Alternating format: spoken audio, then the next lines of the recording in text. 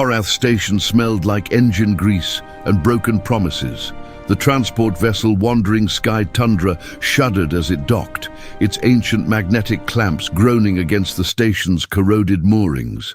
Dust swirled through the loading bay.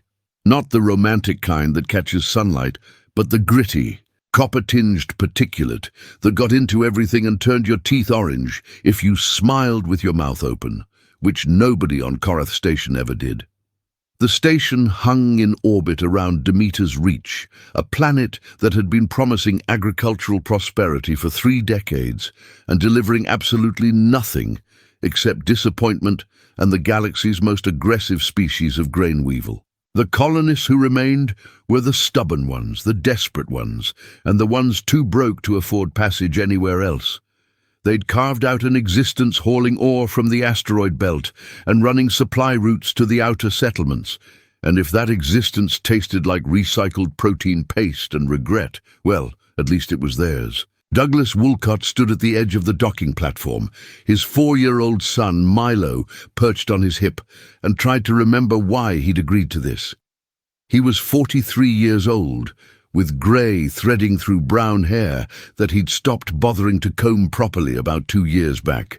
His face had the weathered look of someone who'd spent too many hours in cockpits and cargo holds, and his brown leather jacket, patched at the elbows, reinforced with lightweight armor plating at the shoulders, had seen more action than most people's entire wardrobes.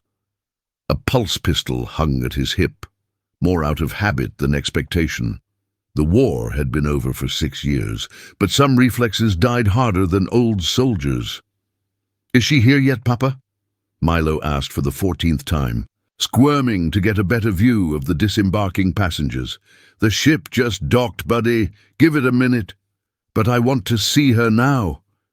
Douglas sighed. This was his fault, all of it. He should have paid more attention to what his son was doing on the household comm unit.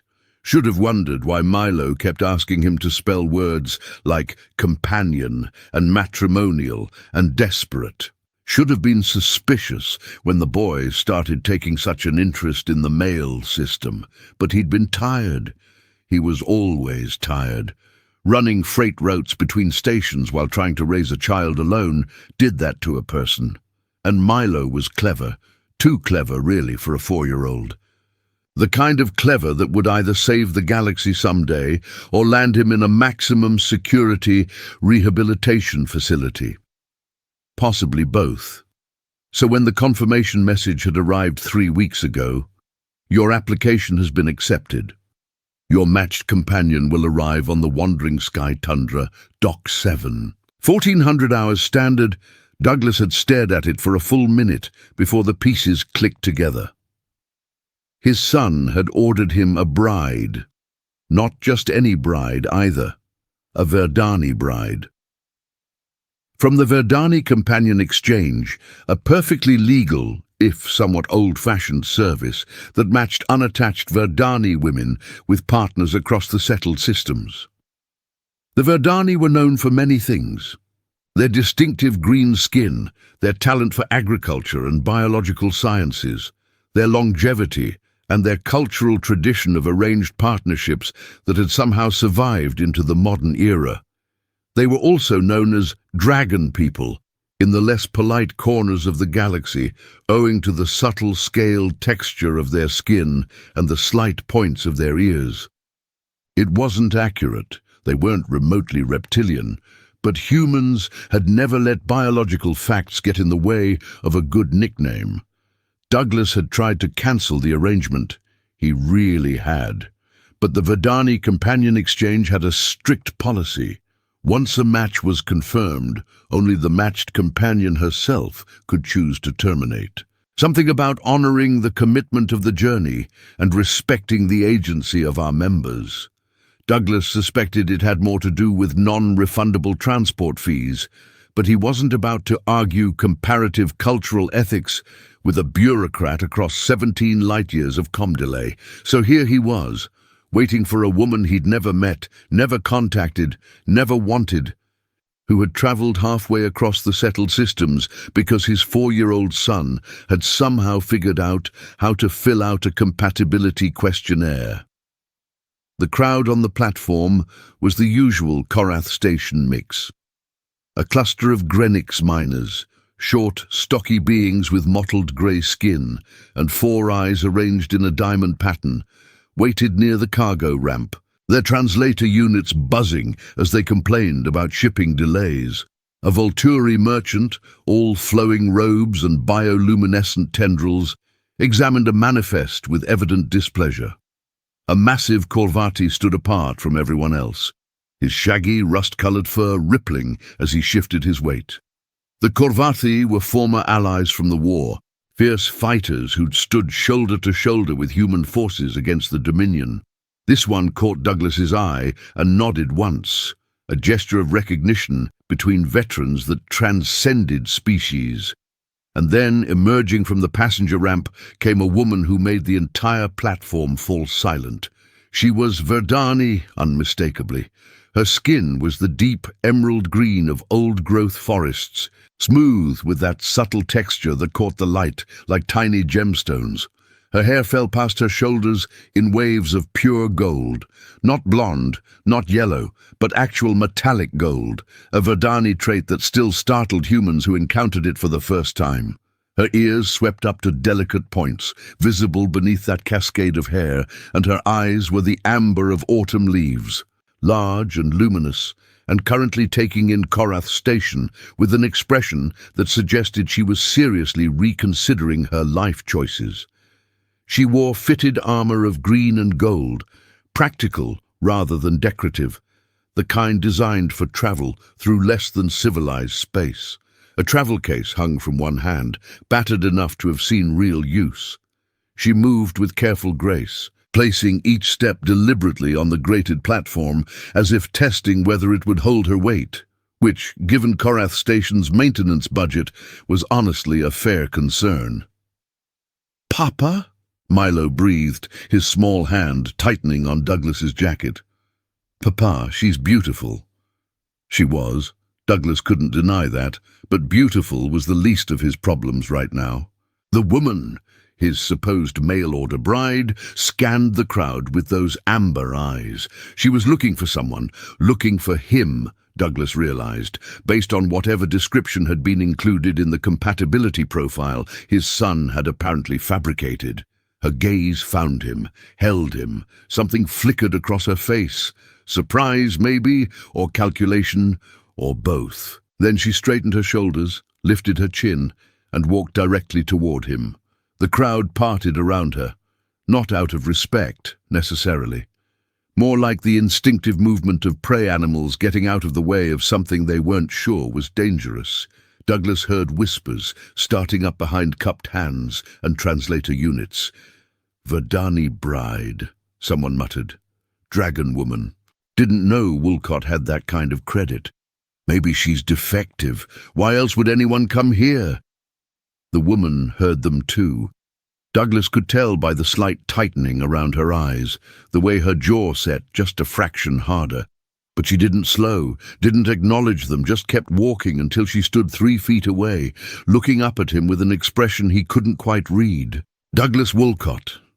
Her voice was lower than he'd expected, with a musical quality that seemed at odds with the steel beneath it. "That's me." She studied him for a long moment. Then her gaze shifted to Milo, who was staring at her with unconcealed wonder, his small mouth hanging open. "And this must be Milo," she said, "the author of my invitation."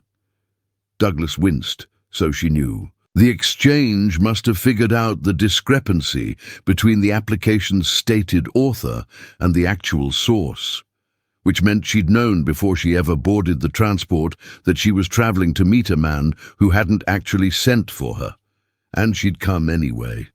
"Look," Douglas started, "I need to explain. My name is Silene Verdantis," she interrupted, not unkindly. "I have traveled 47 days from Verdania Prime to reach this station. I have spent the last of my savings on transport fees, sold most of my possessions to cover the exchange's administrative costs, and endured more than one fellow passenger's opinions about Verdani women who choose the companion path." She paused. "I am tired. I am hungry. And I would very much like to understand exactly what situation I have walked into before I decide how to proceed." "Fair enough."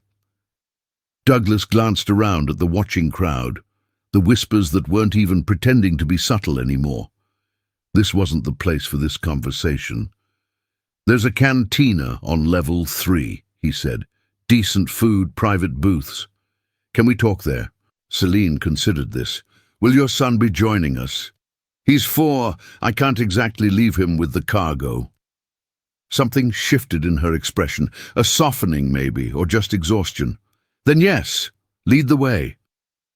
They walked in silence through the station's corridors, Milo alternating between staring at Celine and hiding his face in Douglas's shoulder, suddenly shy now that his grand plan had manifested into an actual person.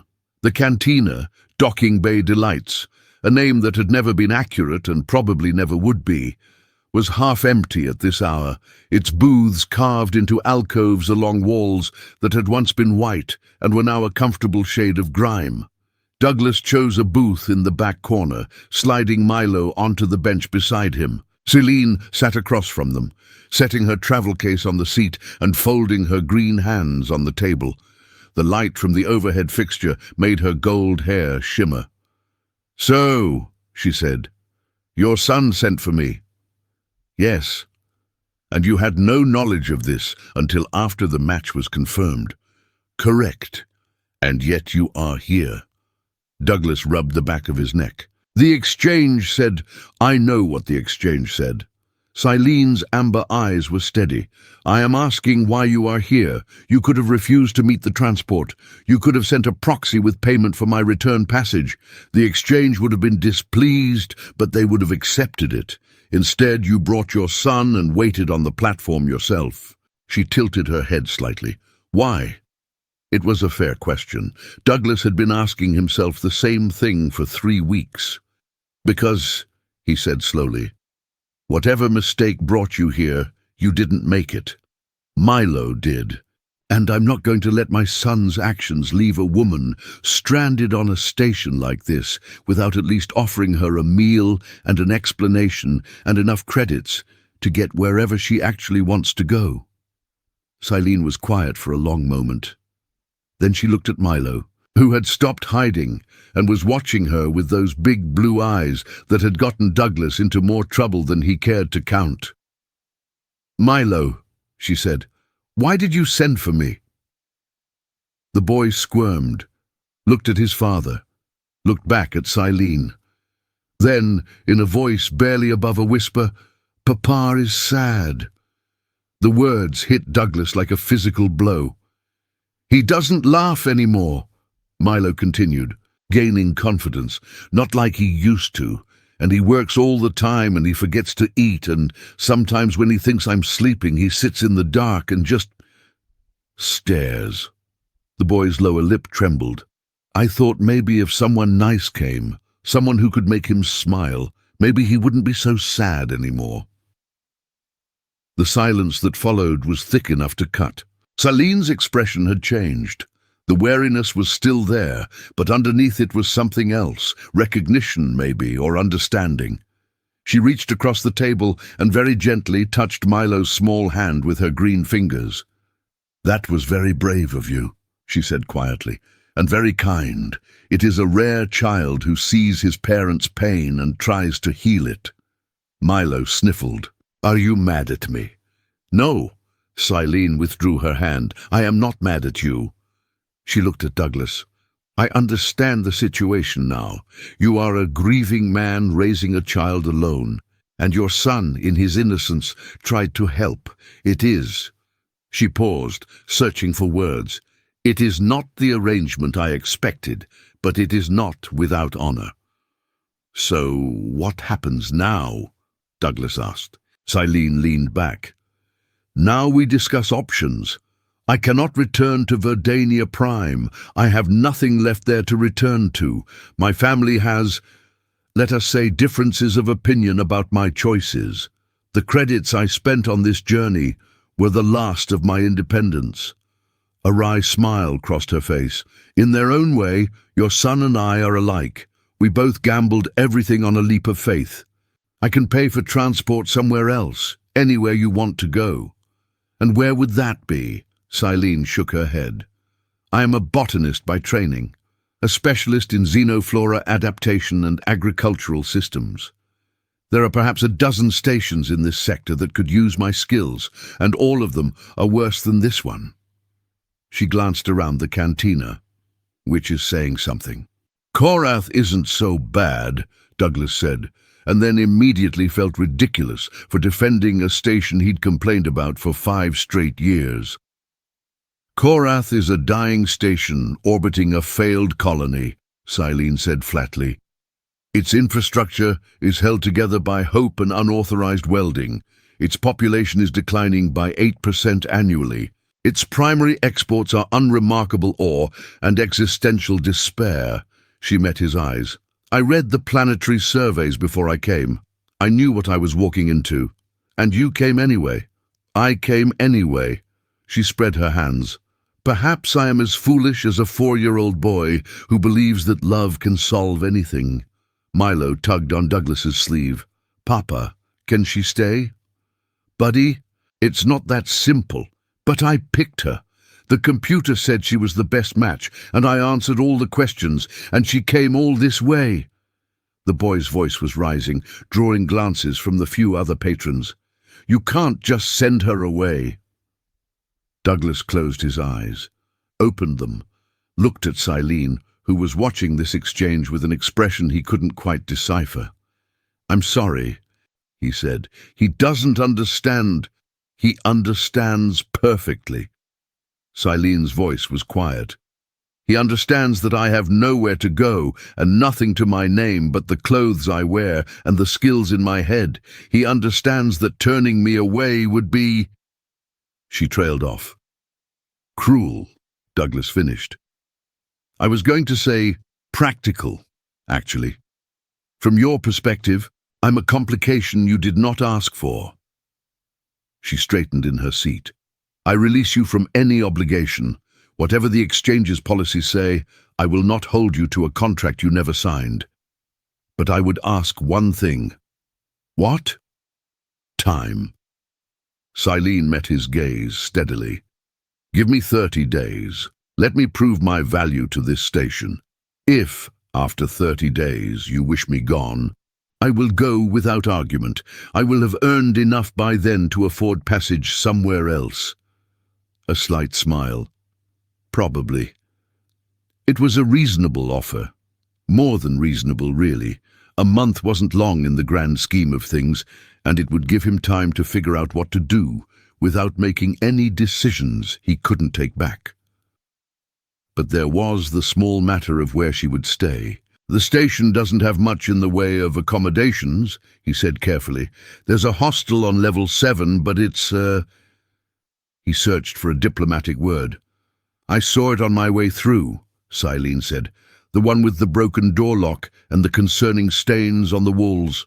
That's the one. I would rather sleep in your cargo hold. That can be arranged. Actually, I was not seriously suggesting it. She sighed. Although it is probably cleaner than the hostel. Douglas made a decision. It wasn't a smart decision, probably, but his son was looking at him with those enormous, hopeful eyes, and the woman across from him had traveled 47 days to a place she knew was terrible, because the alternative was staying somewhere worse. And sometimes you just had to do the thing that let you sleep at night. We have a place, he said. It's not much. 3 rooms above the cargo broker's office on level 4. But there's a spare room that Milo doesn't use anymore, and it has a lock on the door and a bed that isn't actively trying to kill you. Silene blinked. You're offering me a room in your home. I'm offering you 30 days, Douglas said, like you asked, A place to sleep, access to the station's system so you can look for work, and 3 meals a day, such as they are. He glanced at Milo. My cooking isn't going to win any awards. Papa makes really good protein squares, Milo offered loyally. Sometimes he puts the flavor packet in. High praise indeed. Douglas held out his hand across the table. It was an old-fashioned gesture, human to the core, and he half expected Silene to find it strange. But she reached out and took it, her green fingers wrapping around his with surprising strength. 30 days, she agreed, and then we reassess. 30 days. The walk to Douglas's quarters was mercifully short. Silene had expected worse. Honestly, the station's corridors were shabby but maintained, the lighting adequate if unflattering, the smell merely unpleasant rather than actively offensive. She'd lived in worse places during the lean years after leaving home, the years when her principles had cost her everything, and she'd been too proud to admit she might have made a mistake. Pride, she had learned, was a luxury she could no longer afford. Douglas's home was exactly as he'd described. 3 rooms, small but clean, arranged above a cargo broker's office that had seen better days.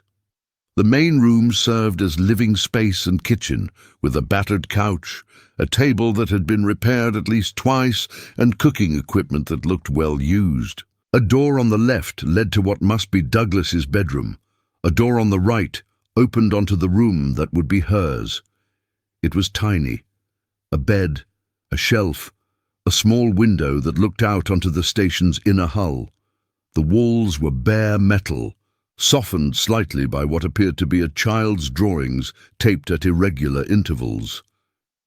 Milo's art gallery, Douglas said, following her gaze. He insisted the room needed decoration. I can take them down if... No. Silene touched one of the drawings. A crayon rendering of a spaceship that was more enthusiasm than accuracy. They had character. Milo beamed. They ate dinner together, the 3 of them around the small table. The food was exactly as advertised. Protein squares with flavor enhancement, reconstituted vegetables that had never seen actual soil, and a drink that called itself juice but tasted like someone had described fruit to a computer, and the computer had done its best. Silene ate every bite without complaint.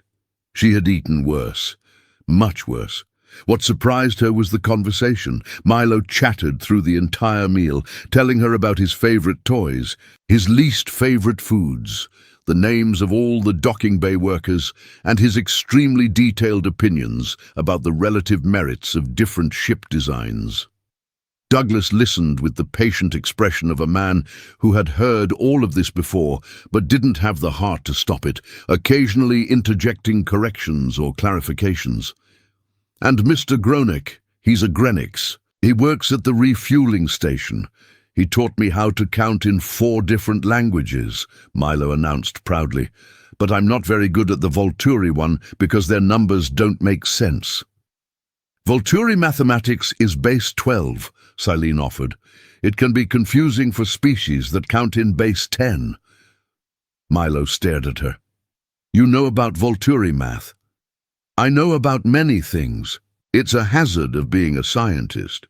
Papa says scientists are people who ask questions until everyone else gives up. Douglas choked on his drink. After dinner, Silene helped clean up, over Douglas's protests that she was a guest, and then retired to her small room while Douglas put Milo to bed. She could hear them through the thin walls, the murmur of voices as Douglas told a bedtime story, the rustle of blankets, the soft "good night, Papa" that made something tighten in her chest.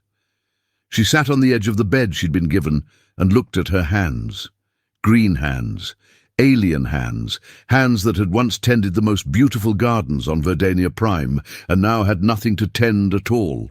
47 days. She had spent 47 days traveling to this place, to this man, to this strange, small family that had called her here by accident, and she still didn't know if she had made the right choice. But she knew one thing. The boy had been right about his father. Douglas Wolcott smiled with his mouth and not his eyes. He moved through his home like a ghost, present but not quite there. Whatever had broken him, it had happened a long time ago. And he had learned to function around the pieces rather than try to put them back together. Silene had seen that look before. In the mirror, mostly. There was a soft knock at her door. "Come in." Douglas stood in the doorway, one shoulder leaning against the frame. He'd removed his armor jacket, and in just the simple shirt beneath, he looked younger somehow. More vulnerable. "I wanted to make sure you had everything you need," he said. "Extra blankets are in the hall closet, bathrooms through the main room. The water recycler makes a weird noise around midnight, but it's harmless." "Thank you," he nodded, started to turn away, then paused. "I should tell you something," he said, not looking at her, "about why Milo did what he did, about why he thought I needed." He trailed off. Silene waited. "My wife died," Douglas said finally. 3 years ago. Accident on a cargo run. She wasn't even supposed to be on that ship. There was a schedule change. Someone got sick. She volunteered to cover." He exhaled slowly. "Milo was 18 months old. He doesn't remember her. Not really. He has pictures, recordings, but he doesn't remember." "I'm sorry." "Everyone's sorry." There was no bitterness in his voice, just exhaustion. "What nobody tells you is that sorry doesn't help. Sorry doesn't pick up the pieces. Sorry doesn't explain to a toddler why Mama isn't coming home." He finally looked at her, and she saw the depth of the weariness in his eyes. "I've been running on empty for 3 years, and my son sees it. He sees it, and in his 4-year-old brain, he decided to fix it, to fix me. Children often see more than we expect. Yeah." A ghost of a smile. "Sometimes I think he's the only one who really does." He straightened, rolling his shoulders like he was shaking off a weight. "Anyway, I just wanted you to know, so you understand what you've walked into." "I appreciate you telling me." Douglas nodded once. "Good night, Silene." "Good night, Douglas." He closed the door behind him, and Silene sat in the darkness of her tiny room, listening to the station hum and groan around her, and thought about broken people trying to heal other broken people, and whether any of them ever really succeeded. The next morning, Silene went to work. Not for Douglas, that wasn't the arrangement, but for herself. She spent the first 3 days walking the station, mapping its systems, talking to anyone who would talk to her. The Greenwich miners were suspicious at first, but warmed up when she showed genuine interest in their ore extraction processes. The Volturi merchant tried to swindle her, and then, when that failed, reluctantly answered her questions about the station's economic situation. The Kovati veteran, his name was Brainock, she learned, simply nodded at her from across the corridor, one outsider acknowledging another. What she found was exactly what the planetary surveys had promised, a dying station orbiting a dying colony. But there was potential here. The ore from the asteroid belt was low grade, yes, but it contained trace minerals that could be extracted with the right processes. The failed agricultural colony below had soil that wasn't actually dead, just depleted. She could see that from the samples she analyzed in the station's neglected laboratory. The population was declining because there was nothing to keep them here. But there could be something to keep them here if someone was willing to put in the work. On the 4th day, she presented her findings to the station council. It did not go well. "With respect, Miss Verdantis," said Councillor Pendrick, a thin human with the perpetually annoyed expression of a man who had never been respected enough in his opinion, "we did not ask for your assessment of our agricultural potential." "No," Silene agreed, "but you need it. What we need is for outsiders to stop telling us how to run our station." Pendrick's eyes swept over her green skin, her gold hair, her pointed ears, particularly outsiders who arrived via unconventional means. Ah, there it was. Word had spread. as word always did on stations this small, the Verdani mail-order bride, the woman Douglas Wolcott hadn't actually sent for, the green-skinned interloper trying to worm her way into a home that wasn't hers. "The means of my arrival are irrelevant to the science," Silene said evenly. "The soil samples don't care how I got here. They only care whether someone is willing to do the work to revive them. And that someone would be you, I suppose. I have the training. I have the knowledge. What I lack is resources and authorization, both of which this council controls." Pendrick leaned back in his chair. The other council members, 3 humans and a Grenix, exchanged glances that telegraphed their opinions clearly. "We'll take it under advisement," Pendrick said, in the tone of someone who had no intention of advising anything. Silene gathered her materials and left without another word. There was no point arguing with people who had already decided not to listen. She was halfway back to Douglas's quarters when she encountered the first real problem. 3 men blocked the corridor. Humans, dock workers, by the look of their clothes, with the casual posture of people who had done this sort of thing before. The leader was tall, with a shaved head and a smile that showed too many teeth. "Hey there, Dragon Lady." He stepped forward, close enough that she could smell the cheap alcohol on his breath. "We've been wanting to have a word with you." Silene stopped walking, assessed her options, 3 of them, 1 of her, and they had the corridor blocked. "Regarding what?" she asked calmly. "Regarding you coming to our station and acting like you own the place." The man's smile widened. "Flashing your fancy green skin and your pretty yellow hair and making demands of our council." He shook his head. "That's not how things work here, sweetheart. I was not aware that presenting scientific findings constituted a demand. See, that's your problem. You're not aware of a lot of things."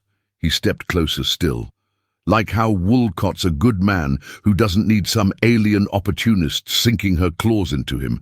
Like how we look after our own on this station." He reached out toward her face. "Like how—" His hand stopped 6 inches from her cheek, caught in a grip like iron. Douglas had appeared from somewhere, the side corridor maybe, or one of the maintenance accessways that honeycombed the station. His face was expressionless, but his hand around the man's wrist told a different story. "Milo's at a friend's place for the afternoon," Douglas said conversationally, "which means I have some free time, and I've been meaning to have a conversation with you, Denson." Denson's smile had frozen. "Wolcott, this isn't what it... It's exactly what it looks like." Douglas's voice was still conversational, still calm, but something in it made the other 2 men take a step back. "You're standing in a public corridor, harassing a woman who has done nothing to you, because she happens to have green skin, and you happen to be the kind of coward who picks fights he thinks he can win. She's not one of us. Neither was I once." Douglas's grip tightened, and Denson winced. "I came here 8 years ago, with nothing but a pregnant wife and a ship that was held together with optimism. People could have told us to leave, could have blocked corridors and made threats, but they didn't. They gave us a chance." He released Denson's wrist and stepped back. "I'm giving her the same chance. If you have a problem with that, take it up with me, not her." Denson rubbed his wrist, his face flushed with something between anger and embarrassment. For a long moment, he looked like he might press the issue. Then he turned and walked away, his friends trailing behind him. Silene released a breath she hadn't realized she was holding. "Thank you," she said. Douglas shook his head. "Don't thank me. Denson's a bully, but he's not wrong that I'm asking a lot of this station by letting you stay." He looked at her with those tired eyes. "What happened at the council meeting?" she told him. He listened without interrupting, and when she finished, he was quiet for a long moment. "The council's scared," he said finally. "They've been in decline so long they've forgotten what growth looks like. They'd rather manage a slow death than risk a fast one. Then nothing will change. Maybe." He started walking, and she fell into step beside him. Or maybe it just needs to change in a way they can't ignore. What do you mean? Douglas didn't answer immediately. They walked in silence through corridors that Silene was beginning to know by heart. The flickering light near Junction 12, the loose grating on Level 4, the constant hum of the station's overworked life support systems. Finally, he spoke. The colony below. Demeter's Reach. It has landing permits for private vessels, but no one uses them because there's nothing worth landing for. He looked at her sideways. I have a ship. She's nothing fancy, but she flies. If someone wanted to test their soil revitalization theories, they could theoretically do it without council approval, on private land, as a personal agricultural project. Silene stopped walking. You're offering me your ship? I'm offering you a ride down, and maybe some help with the heavy lifting. Milo's been asking about the planet anyway. He's never seen an actual sky. Why would you do this? We barely know each other. Douglas turned to face her fully, and for a moment the weariness in his eyes was eclipsed by something else, something that might have been hope if hope hadn't learned to be cautious. Because my son believes you can fix things, he said quietly, and I'm starting to think maybe he's right. About more than just agriculture. 2 weeks later, Silene stood in the middle of a field that had once grown grain and now grew nothing but stubborn memories of failure. The sun, one sun, a proper yellow dwarf, not the exotic binary systems that made navigation such a headache in some sectors, hung low on the horizon, painting the sky in shades of amber and rose. Actual wind moved actual air against her skin. Actual soil crumbled between her green fingers, cool and dark and full of possibility. She had forgotten what a planet felt like. Behind her, the Sky Tundra's Echo, Douglas's battered but reliable cargo hauler, sat at the edge of the property he'd somehow obtained the landing rights for. Something about the previous owner dying without heirs and the colonial authority being too disorganized to reassign the plot. Silene hadn't asked too many questions. On frontier worlds, land acquisition had a flexibility that more established systems would have found shocking. Milo's laughter rang out across the empty field. He was chasing something, a local insect probably, one of the few species that had adapted to the colony's agricultural chemicals and learned to thrive on neglect. Douglas sat on the ship's lowered cargo ramp, watching his son with an expression Silene had never seen before. He was smiling, actually smiling, with his eyes as well as his mouth. The nitrogen levels are recoverable, Silene said, walking over to join him. It will take 6 months of intensive treatment, but the soil isn't dead, just sleeping. Douglas nodded. What do you need? She told him. Biological compounds. Verdani cultivation bacteria, specialized equipment, time. Some of that I can get through my shipping contacts, he said. The rest I will have to earn. Silene sat down beside him on the cargo ramp, close enough to feel the warmth of him in the cooling evening air, which means the council will have to listen eventually. Even Pendrick cannot argue with results. You might be surprised what Pendrick can argue with. I have met men like Pendrick before. They only respond to success they cannot claim credit for. Douglas laughed, a real laugh, surprised and warm. Nothing like the hollow sound she'd heard from him before. You know, he said, when Milo ordered you from that catalogue, I thought it was the worst thing that had ever happened to me. After. He paused. After everything else. And now? He was quiet for a moment, watching his son chase insects through the fading light. Now I think maybe the kid's smarter than I gave him credit for. Silene said nothing, but she leaned slightly toward him, just enough for her shoulder to brush against his, and neither of them moved away. The weeks that followed were measured in small victories and smaller setbacks. Celine catalogued every success in a journal she kept by her bedside. The first seedlings to break through treated soil, the moisture retention improvements after the bacterial introduction, the gradual return of earthworms, imported at considerable expense from a station 3 systems away. She catalogued the failures too, the section that flooded during an unexpected storm, the crops that failed to take root near the old chemical dumps, the equipment breakdown that set them back 2 weeks. But the numbers were trending in the right direction. More importantly, so were the people. The first volunteer appeared on day 37. A retired dock worker named Vance, who had grown vegetables on his home planet 60 years ago and missed the feeling of soil between his fingers. By day 50, there were 12 of them. Humans, Grenics, even a Volturi, who claimed to be observing for commercial possibilities, but kept showing up at dawn with her own gardening gloves. Milo appointed himself official morale officer, which mostly meant he brought water to the workers and told them elaborate stories about the ancient farming civilizations he'd invented in his imagination. Nobody minded.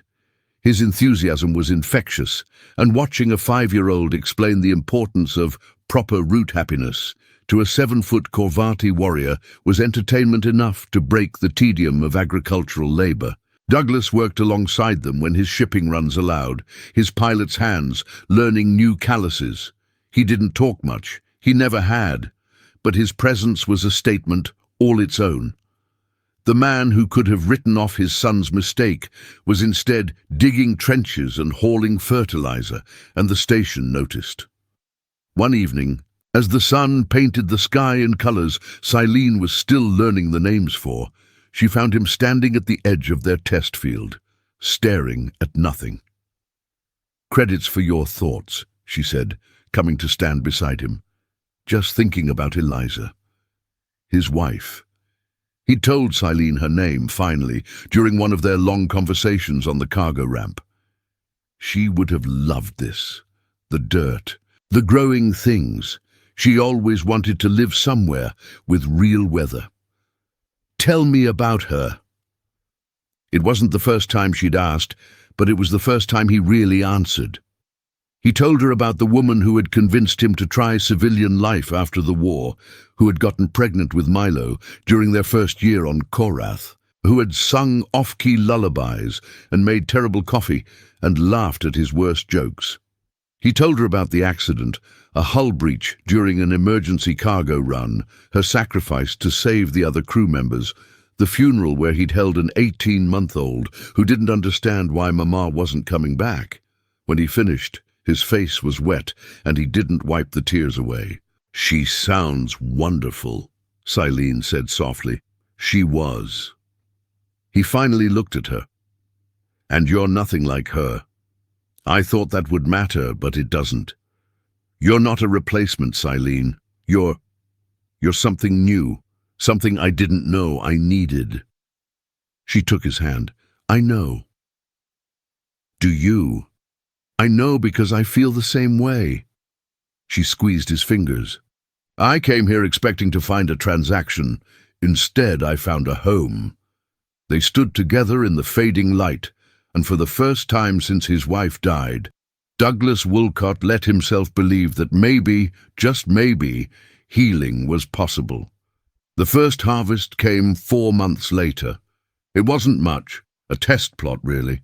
Just a few 100 square meters of grain that had fought its way through treated soil and suspect weather conditions to produce something that looked astonishingly like food. But it was enough to prove the concept, enough to make people pay attention. The council couldn't ignore it anymore. "The yields are preliminary," Pendrick said, studying the data on his tablet with the expression of a man desperately looking for flaws. "This could be an anomaly." "It could be," Celine agreed. "Test plots are, by definition, limited in their predictive value." But the soil chemistry is consistent with my projections, and the genetic analysis of the grain shows no degradation from the parent stock. If anything, the adaptation to local conditions has produced a more robust variant. "She's saying it worked," Douglas translated from his seat at the back of the council chamber, "and she can do it again, bigger." Pendrick glared at him. "Mr. Wolcott, you are here as a courtesy." "I'm here because I own the landing rights to 1,200 hectares of colonial soil, and you need my cooperation if you want to expand this project beyond a test plot." Douglas stood, and something in his bearing, the straightness of his spine, the steadiness of his gaze, reminded everyone in the room that this was a man who had survived the Dominion War. "I'm also here because my son believes in this woman, and I've learned not to bet against my son." "Your son is 4 years old." 5, actually. His birthday was last month. Douglas smiled, but it wasn't a friendly expression. "He asked for a real sky as his present. I'm planning to give him one." The vote was closer than Silene would have liked, 3-2, with Pendrick voting against until the end. But it passed. Funding would be allocated. Equipment would be purchased. A formal agricultural development program would be established, with Celine Verdantis as its lead researcher. There was a celebration that night at Docking Bay Delights. Nothing official, no one had organized it. But somehow the word spread, and by the time the station's artificial sunset painted the corridors amber, half the population had crowded into the cantina to raise glasses to the Verdani scientist who might just save their home. Brenoch the Corvati clapped Celine on the shoulder hard enough to stagger her. "You did good, green woman," he rumbled. "My people have a saying, the strongest forest grows from the smallest seed." "My people have a similar one," Silene replied, "though ours involves more complicated metaphors about root systems." The old veteran laughed, a sound like gravel in a drum. "I think I'm going to like you." Even Denson was there, lurking at the back of the crowd. He didn't approach, didn't speak, but when Silene caught his eye, he gave her a single nod, an acknowledgement, not friendship perhaps, but not hostility either. On a station like Korath, that counted for something. Milo danced through the crowd, high on sugar and excitement, telling everyone who would listen that his choosing Mama was going to make the planet grow food again. More than a few of the station's children had adopted him as their unofficial leader, and they trailed behind him like a very short, very loud army of agricultural enthusiasts. And Douglas leaned against the bar beside Silene and watched it all with an expression she was learning to recognize. "You look like a man with something on his mind," she said. "I'm thinking that a month ago, this station didn't have anything to celebrate. Now look at them. They're not celebrating me, they're celebrating hope." "Same thing." He turned to look at her directly. "You gave them that. Don't pretend you didn't. Your son gave them that. I'm merely the delivery mechanism." Douglas laughed and shook his head. "You two are going to keep arguing about credit forever, aren't you? It's a family tradition now." The word hung in the air between them. Family. Neither of them had said it before, not out loud, not like that. But now that it was spoken, it felt less like a declaration and more like an acknowledgement of something that already existed. Douglas reached out and tucked a strand of gold hair behind her pointed ear. "I suppose it is," he said softly. When they left the council chamber, Milo was waiting in the corridor. He launched himself at Silene's legs with the full-body enthusiasm that only small children can muster. "Mama! Mama! Papa said you won. Does this mean we get to live on the planet now?" Silene froze. She looked at Douglas, who looked as stunned as she felt. "Buddy," Douglas said carefully, kneeling down to his son's level. "Silene isn't. She's not my blood, Mama," Milo said impatiently, in the tone of someone explaining something obvious to a slow adult. "I know that." My blood mama is in the pictures, and she's in the stars now. But Silene is my choosing mama, because I chose her." He looked up at Silene with those enormous blue eyes. "Right?" Silene found that she couldn't speak. 3 months ago, she had arrived on a dying station expecting nothing, hoping for nothing. She'd been running from a home that didn't want her, carrying skills that no one needed, believing that the best she could hope for was survival. Instead, she had found this, a man who looked at her like she might be worth something, a boy who had crossed the galaxy to find her before they ever met, a purpose that felt less like work and more like belonging. "Right," she whispered, "you're choosing Mama." Milo beamed and hugged her legs tighter. Above them, Douglas met her eyes, and something in his expression shifted. He reached out and took her hand, her green hand, alien and familiar all at once, and laced his fingers through hers. "I never sent for you," he said quietly, "but I'm glad you came anyway." "You can send me back," she replied, the ghost of a smile on her lips. "If you want." Douglas shook his head. "My son already chose you." The wedding was small. It had to be, really. Neither of them had family to invite, and their friends on the station could fit comfortably in the Echo's cargo hold, which is exactly where they held the ceremony. The hold had been cleaned out and strung with lights borrowed from the docking authority, without exactly asking first, and Brainoc the Corvathi had produced flowers from somewhere that Silene decided not to question. The night before, Silene had sat in her small room, still technically her room, though she hadn't slept there in weeks, and written a letter to her family on Verdania Prime. Not to ask permission, not to apologize, just to tell them. To tell them that she had found happiness in the last place she'd ever expected to look, with people who saw her for who she was, rather than what she was supposed to be. She didn't expect a response. The silence from Verdania Prime had been complete since the day she'd left, but some things needed to be said even if no one was listening. In the morning, she burned the letter. Some traditions were worth keeping, even when they had no witness but the stars. She wore green and gold because she was Verdani, and that was her color. Douglas wore a clean shirt and trousers, which was the most formal attire anyone had ever seen him in. Milo stood between them in his best jacket, holding the rings with the solemn concentration of someone entrusted with a sacred duty.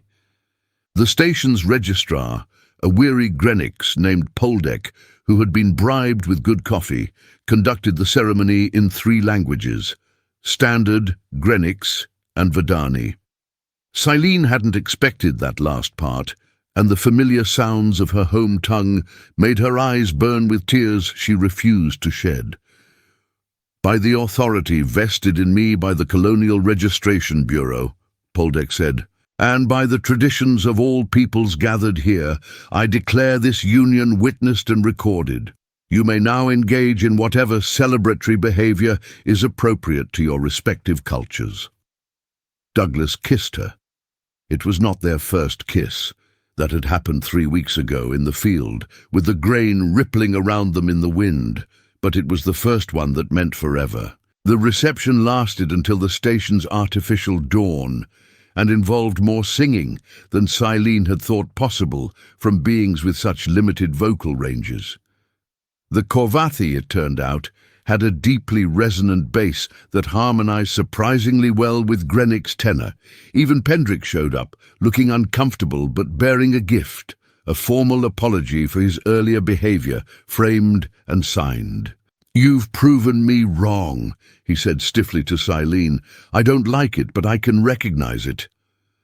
"That may be the nicest thing you've ever said to anyone," Douglas observed. "Don't get used to it." But there was something that might have been respect in Pendrick's eyes when he looked at them. "The colony's first real harvest comes in next month. People are moving down from the station, building houses, starting families." He paused. "That's because of you.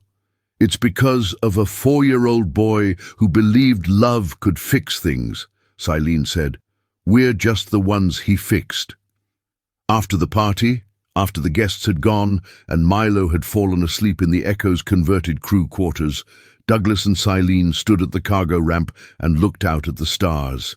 "I never asked you," Douglas said quietly. "Why you came, why you really came, knowing what you knew." Silene was silent for a long moment. "On Verdania Prime," she said finally, "I was meant to be married, not through the companion exchange, that came later, but through my family's arrangements. He was appropriate, wealthy, from a good bloodline, everything a proper Verdani match should be." She wrapped her arms around herself. "And he was cruel, in small ways at first. The kind of cruelty that can be dismissed as tradition, as cultural difference, as the way things are done." Douglas's hand found hers in the darkness. "I left," she continued, "gave up everything, my position, my research, my family's approval, rather than accept that life. The companion exchange was supposed to be a new start, a way to find purpose again, somewhere far away from everything I'd run from." She turned to look at him.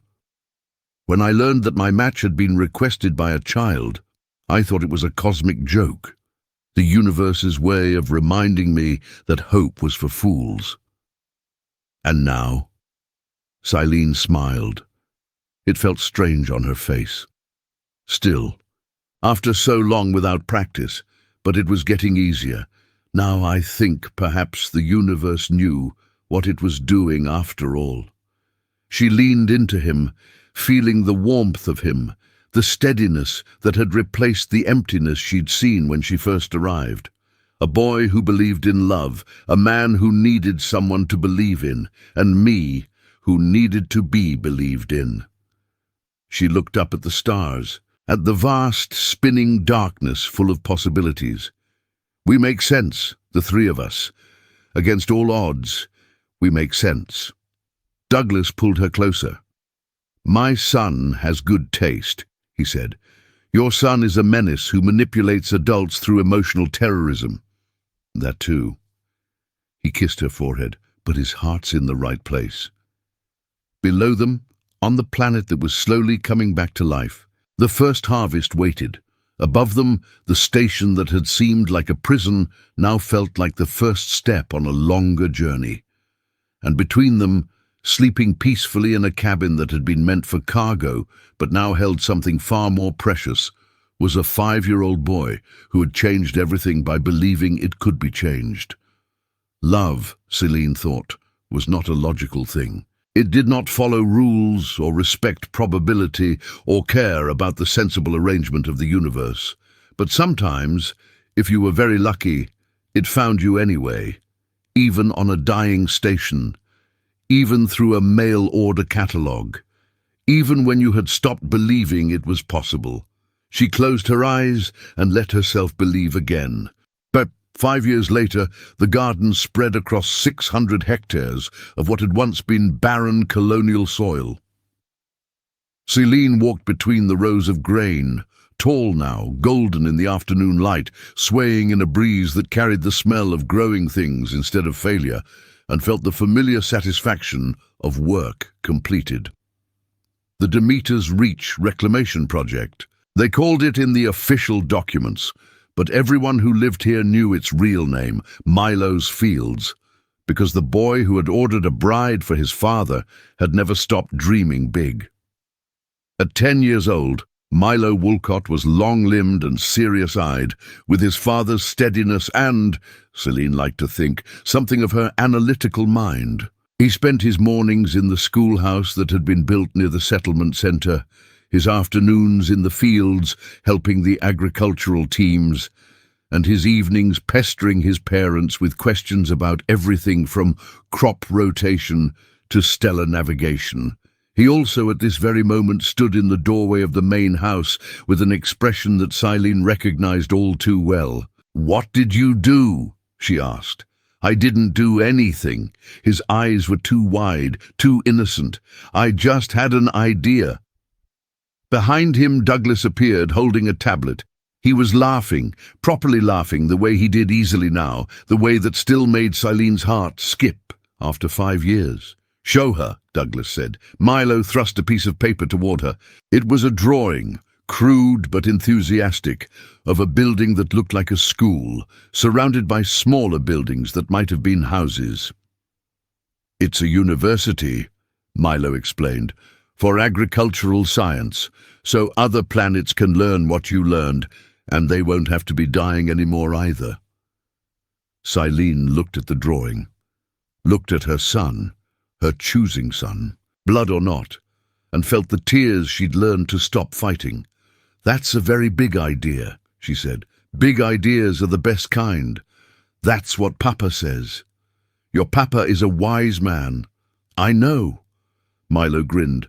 "That's why I chose him a good wife." Douglas snorted. Silene laughed. And somewhere in the house, in a room that had been added last year when their family had grown by one, a daughter, green-skinned like her mother, with her father's stubborn chin and both parents' impossibly large dreams, a baby began to cry. Life, Celine thought as she went to comfort her daughter, was nothing like what she had expected. It was better, so much better. The end.